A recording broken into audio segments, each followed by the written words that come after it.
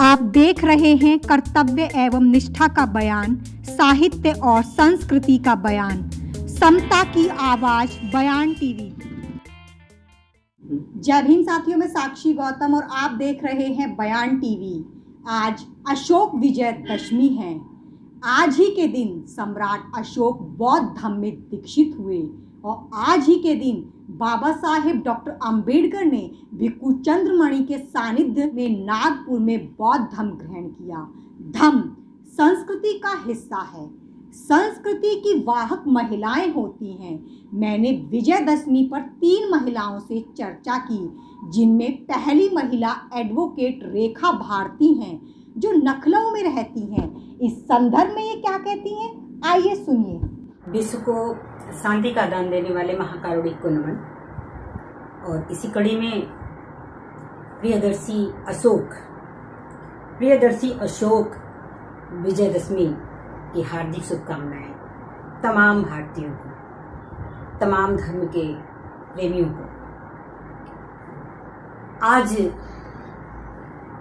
सम्राट अशोक धम्म विजयदशमी के रूप में हम इस पर्व को, हमारे पूर्वजों ने इसकी शुरुआत की, जो हम इसे एक बदले हुए रूप में पा रहे हैं, जो अलग अलग पुस्तकों में अलग अलग तरीके से उसको कोडिफाई किया गया है। लेकिन हमें सही तथ्यों का, सही इतिहास की जानकारी होनी चाहिए। खास करके हमारी महिलाएं, हमारी बहनें, हमारी दोस्तें, हमारी बच्चियां अशोक विजयदशमी का पर्व की बात मोटी मोटी मैं बताती हूँ। सभी लोग जानते हैं, इतिहास में पढ़ते हैं, कलिंग युद्ध के रक्तपात से विचलित होकर महान सम्राट अशोक ने निग्रोध नामक भिक्षु की प्रेरणा से युद्ध के रास्ते को त्याग करके उन्होंने बुद्ध धम्म को स्वीकार करने का संकल्प लिया। उन्होंने युद्ध में बजने वाले नगाड़े को तोड़ दिया और तलवारें फेंक दी और अहिंसा के पथ की ओर आज ही के दिन अग्रसर हुए। सम्राट अशोक ने इस दिन को राष्ट्र पर्व के रूप में मनाया। वो 10 दिन, पूरे 10 दिन इस पर्व को मनाते थे। वो खुद इस पर्व में शामिल होते थे और झांकियां निकाली जाती थी और अपने राष्ट्र से संबंधित जो विषय होते थे, जो विकास की, जो नैतिकता की बातें होती थी, उन झांकियों में दिखाई जाती थी। इस तरह ये एक राष्ट्र पर्व के रूप में सम्राट अशोक ने इसकी शुरुआत की। दशहरे का संबंध वास्तव में सम्राट अशोक से ही शुरू होता है। ये 10 जो है, जो दशहरा की बात होती है, वो 10 जो सिर हैं, वो 10 मौर्य साम्राज्य के राजाओं की बात करता है। उन राजाओं के नाम है, मौर्य साम्राज्य के जो राजा हैं। Number 1 Chandragupta Maurya, number 2 Bindusara, number 3 सम्राट Ashoka, number 4 Kunala, number 5 Dasharatha Maurya, number 6 Samprati Maurya, number 7 Shaliyukta, number 8 Devavarma, number 9 Dhanu Maurya, सत्य धनु मौर्य वर्मा, और 10वें थे बृहदत्त मौर्य। बृहदत्त मौर्य शस्त्र, जहां पर शस्त्रागार जिसको बोलते हैं, वहां पर उसका निरीक्षण करने सेनापति के साथ पुष्यमित्र शुंग के साथ जाते हैं। पुष्यमित्र शुंग ने जो है बृहदत्त की हत्या कर दी और हत्या करने के बाद उसने जो है शैव धर्म की स्थापना की। और चूंकि शस्त्र से हत्या हुई बौद्ध शासक का, इसलिए आज के दिन ब्राह्मणवादी व्यवस्था ने सत्य को, अहिंसा को छोड़ करके शस्त्र की पूजा करने का प्रारंभ शुरू किया। दशहरा, जो रावण की कल्पना करके दशहरा की बात करते हैं, वो 10 सिर यही मौर्य साम्राज्य के हैं। मौर्य साम्राज्य के 10 शासकों के सिर को काट करके मौर्य बुद्ध वंश को, बुद्ध शासन को समाप्त करने का काम शुंग ने किया और इसीलिए उसी के प्रतीक स्वरूप दशहरा का त्योहार 10 सिर रावण का बना करके प्रत्येक वर्ष जलाते हैं। जो बिल्कुल अनुचित है। हम अपने इतिहास को नहीं जानते हैं, इसलिए हम अपने ही पूर्वजों के हत्या के उत्सव में शामिल होते हैं, जो बिल्कुल भी उचित नहीं, बिल्कुल भी सही नहीं। हमें अपनी संस्कृति, अपने समय को, अपने इतिहास के मूल्यों को संजोना होगा। तो इस प्रकार जो है मौर्य वंश को समाप्त करके शैव वंश की स्थापना शुंग ने किया, और ये जो विजयदशमी है वो विजयदशमी की शुरुआत सम्राट अशोक ने किया था।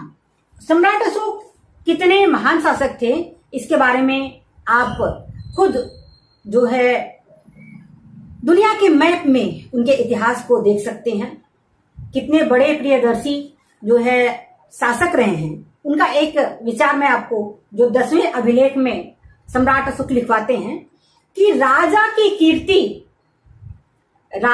कीर्ति का मूल्यांकन प्रजा की नैतिक उन्नति से किया जाता है।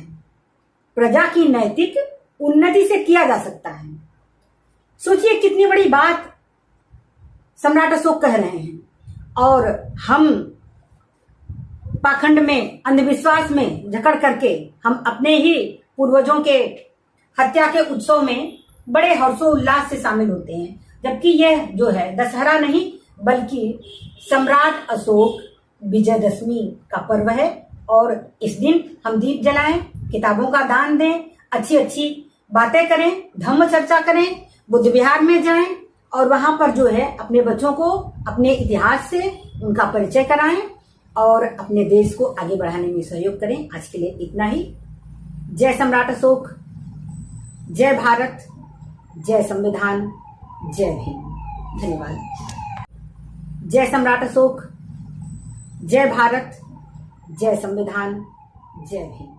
सुनीता बौद्ध एक कवयित्री हैं, टूंडला में रहती हैं, अध्यापन कार्य से जुड़ी हैं। सुनते हैं इनका विजयदशमी पर क्या दृष्टिकोण है।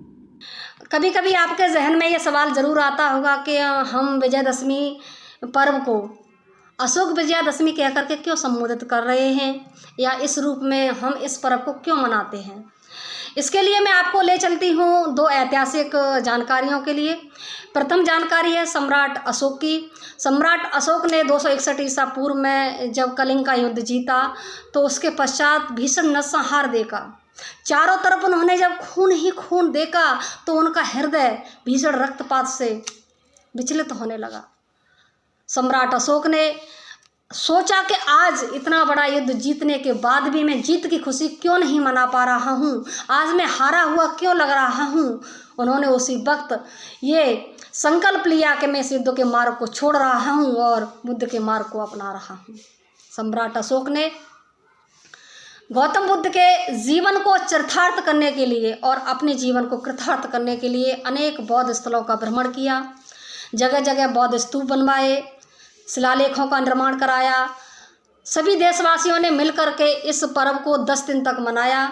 10वें दिन सम्राट अशोक ने राज परिवार सहित पूज भंते मोगल पुत्र तिस्स से धम्म की दीक्षा ली और अपने को पूरी तरह से धम्म के लिए समर्पित कर दिया। इतिहास बताता है कि सम्राट अशोक ने धम्म को आगे बढ़ाने के लिए अपने पुत्र और पुत्री को भी दान कर दिया था। मैं इस ऐसे महामानव को कोट को नमन करती हूँ जिन्होंने अपने संपूर्ण जीवन को धम्म के लिए लगाया हो। दूसरी बात हम करते हैं परम पूज्य बाबा साहब जी की। बाबा साहब जी ने 1924 से लेकर के 1935 तक मनन और चिंतन किया, या यूँ कह लीजिए कि उन्होंने विश्व के सभी धर्मों का तुलनात्मक अध्ययन किया। तब उन्होंने ये उद्घोषणा की कि मैं हिंदू धर्म में पैदा हुआ, ये मेरी मजबूरी थी, लेकिन मैं इस धर्म में रह कर के मरूँगा नहीं। इस संकल्प को पूरा करने के लिए परम पूज्य बाबा साहब जी ने 14 अक्टूबर 1956 को विशाल जनसभा के समक्ष नागपुर में दीक्षा लेकर के हमें बहुजनों को इस कल्याणकारी मार्ग पर चलने के लिए प्रेरित किया। परम पूज्य बाबा साहब जी को मैं नमन करती हूँ, जिनकी बदौलत विश्व का सर्वश्रेष्ठ धम्म आज हम लोगों के हाथ में है, जिसे हम अपना कर अपने जीवन को धन्य बना सकते हैं, कल्याणकारी बना सकते हैं। आज परम पूज्य बाबा साहब जी को याद करते हुए मैं अपनी एक रचना आप लोगों के बीच में रखती हूँ, क्योंकि जब हम बाबा साहब जी को मानेंगे तो बाबा साहब जी की भी माननी हमें ज़रूरी है। क्योंकि बाबा साहब जी कहते हैं कि अगर कोई विश्व में अलग काम करना है, कोई अच्छा काम करना है तो लीक से हटना पड़ेगा। भारतेंद्र हरिश्चंद्र जी का ये दोहा मुझे याद दिला रहा है कि लीक लीक गाड़ी चल है, लीक लीक गाड़ी चले, लीक है चले कपूत, और लीक है छाण तीनों चले, साहर सिंह सपूत। यानी हमें अपना एक नया रास्ता अख्तियार करना पड़ता है। हम उन परंपरा को नहीं ढो सकते जो हमारे पूर्वजों के शोषण का कारण बनी हैं। हमें उन परंपराओं को लात मारनी पड़ेगी, अपने ऐतिहासिक परपेचों को जानना पड़ेगा, हमें अपने महापुरुषों के इतिहास को जानना है। क्योंकि बाबा साहब ने कहा है कि जो अपने पूर्वजों का इतिहास नहीं पढ़ता वो नया इतिहास नहीं गढ़ सकता। तो मैं एक रचना आप लोगों के बीच में रखती हूँ। आशा करती हूँ कि आप लोगों को ये रचना मेरी ज़रूर पसंद आएगी और आप में परिवर्तन करने के लिए प्रेरणा भरेगी। कि बिन भीम बुद्ध धम्म मिलता न हमें यहाँ, बिन भीम बुद्ध धम्म मिलता न हमें यहाँ, और जीने के सलीके फिर हमें आ पाते नहीं, और रह जाते अनभिज्ञ तार्किक सत्यता से, और बुद्धि विवेक को न हम साध पाते कहीं, अछूत कौन और कैसे उपजे यहाँ। हम इस बात को ऐसे ही मानते रहते अगर बाबा साहब इतने ज्ञानी ना होते, बाबा साहब हमें ये बता के ना जाते। क्योंकि हमें हमेशा ये बताया गया कि हम शूद्र हैं, हमारी पैदाइश पैरों से है, लेकिन बाबा साहब ने इस बात का खंडन किया और कहा कि अछूत कौन और कैसे उपजे यहाँ, भीमराव बिन बात हम जान पाते नहीं। पुनः लौटाया हमें पुरखों की धम्म, और हमें बताता जाता रहा, हमारे इतिहास को तोड़ मरोड़ करके पेश किया गया, हमारे पूर्वजों की बात हम तक आने नहीं दी। तो बाबा साहब जी ने क्या बताया कि पुनः लौटाया हमें पुरखों के धम्म, और वरना डोर मनुवाद की हम ढीली कर पाते नहीं, डोर मनुवाद की हम ढीली कर पाते नहीं। आज इस पावन पर्व पर मैं कवयित्री सुनीता बौद्ध सभी बहुजनों से ये आह्वान करती हूँ कि आप भी आ जाइए, देरी मत कीजिए। SC ST और OBC एक बार अपना इतिहास पढ़िए, अपने पूर्वजों को पढ़िए, तब आपको समझ में आएगा कि वाकई में हम परंपरा पे चल रहे हैं या अपने पूर्वजों के बताए हुए मार्ग पर चल रहे हैं। कि आओ मेरे बहुजन चलो चले धम्म और, आओ मेरे बहुजन चलो चले धम्म और बिन धम्म कल्याण कहीं और पाते नहीं, बिन धम्म कल्याण कहीं और पाते नहीं। और कोटि कोटि बंदन आज करती सुनीता बौद्ध, कोटि कोटि बंदन आज करती सुनीता बौद्ध, और भीम उपकार बिन हम गा पाते नहीं, भीम उपकार बिन हम गा पाते नहीं। आशा कुमार दिल्ली सरकार के शिक्षा विभाग में प्रधानाचार्य पद से सेवानिवृत्त हैं। ये विजयदशमी पर क्या कहती हैं, आइए सुनिए।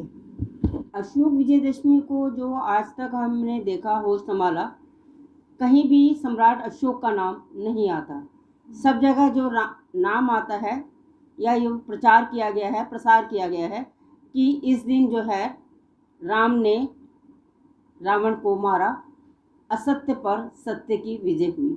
जबकि ये पूरा का पूरा प्रखंड ही एक जो ये पौराणिक कथा है वो असत्य पर आधारित है। जो चीज़ है ही असत्य, उसके ऊपर विजय प्राप्त करना या उसको दिखाना वो कहाँ से सत्य होगा।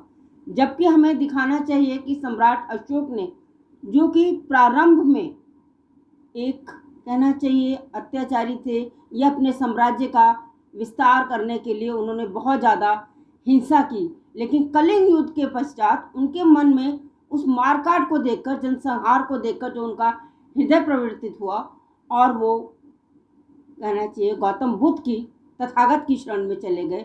और उसके बाद उन्होंने अपना सारा जो जीवन है मानव हित में लगा दिया, यहाँ तक कि अपने बेटे और पुत्र संघमित्रा और महेंद्र को भी बौद्ध धर्म के प्रचार और प्रसार के लिए लंका भेज दिया। आज हमें याद करना चाहिए तो सम्राट अशोक को याद करना चाहिए कि उन्हीं के काल में हमारा जो देश है, जैसे कहना चाहिए अखंड भारत था।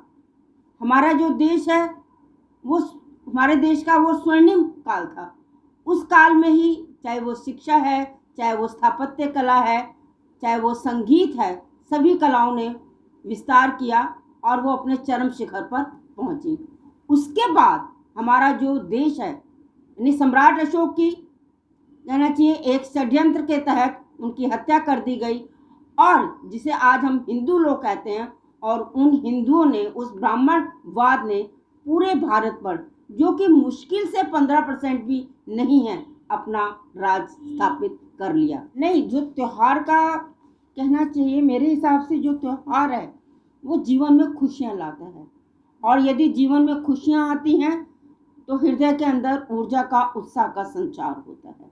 तो हमें यदि ये त्यौहार मनाना है तो सम्राट अशोक को याद करके, उनके कार्यों को याद करके मनाना। साथियों, आपको ये वीडियो हमारी कैसी लगी हमें कमेंट्स बॉक्स में लिखकर जरूर बताएं, और बाकी साहित्यिक और सांस्कृतिक खबरों में बने रहने के लिए सब्सक्राइब करें हमारा चैनल। धन्यवाद।